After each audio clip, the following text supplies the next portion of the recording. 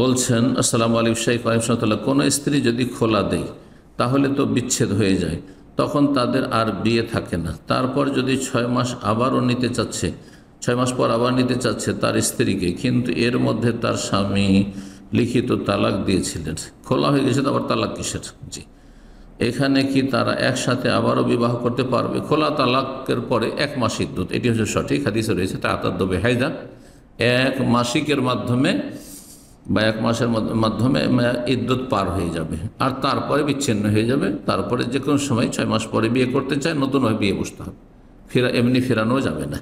পক্ষান্তরে যদি স্বামীর পক্ষ থেকে তালাক হইতো তাহলে 3 মাসিক পর্যন্ত ইদ্যত থাকতো, আর 3 মাসিকের মধ্যে ফিরিয়ে নিতে পারতো যদি প্রথম তালাক অথবা দ্বিতীয় তালাক হয়।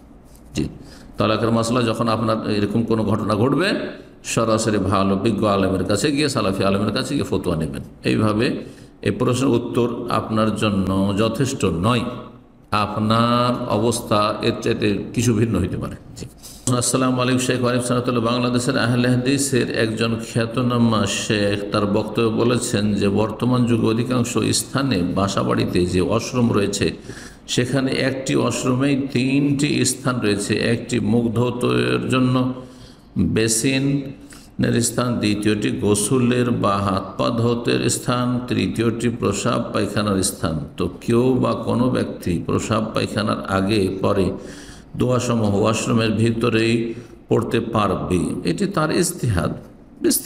এগুলো মাসলা হচ্ছে ইজতিহাদি মাসালা, এগুলোতে ঝগড়া তর্কে যাওয়ার কোনো প্রয়োজন নেই।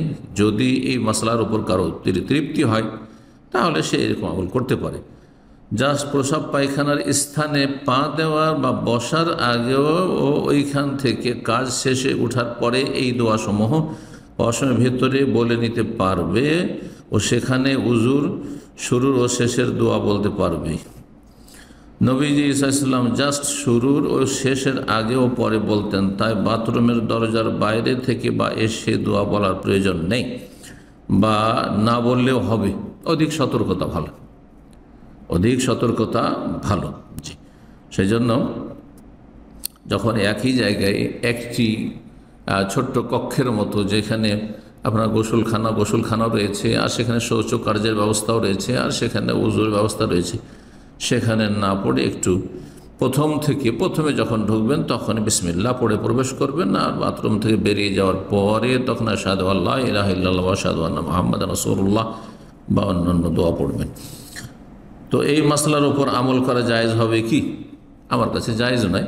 বাকি কথা হলো কারো ইজতিহাদি ফতোয়া, তার উপরে যদি আপনার যেমনটা বললাম মনের শান্তি হয় তা আমল করতে পারেন, এগুলো ইজতিহাদি বিষয়। জি, এবং শেখ ইবনে জাবরিন রাহিমাহুল্লাহ তাআলা, সৌদি আরবের বিজ্ঞ আলেম এই জামানার, তিনি বলেছেন তার যে তাহারা পবিত্রতার উপর যে গুরুত্বপূর্ণ কিতাব রয়েছে তার অনুবাদ আমি করেছি তাতে, এবং আমার আলোচনাতে সেই মাসলা তার বরাতে আলোচনা করেছি অন্যান্য ওলামায়ে কেরামদের, যে বাইরে থেকে পড়ে প্রবেশ করবেন, আর না হলে মনে মনে জিকির করবেন, জিকিরে কলবি করবেন আপনি। এই ক্ষেত্রে আর একটি মত হচ্ছে মনে মনে জিকির নফসি বা জিকিরে কলবি করবেন, জিহ্বা নড়াবেন না।